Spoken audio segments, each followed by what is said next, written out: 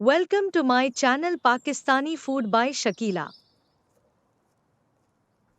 Semolina soup. देसी घी 3 से 4 चम्मच।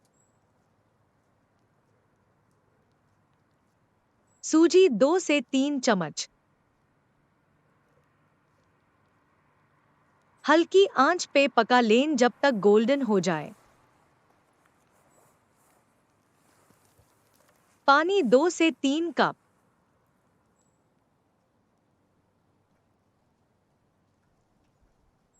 शक्कर 1/3 कप।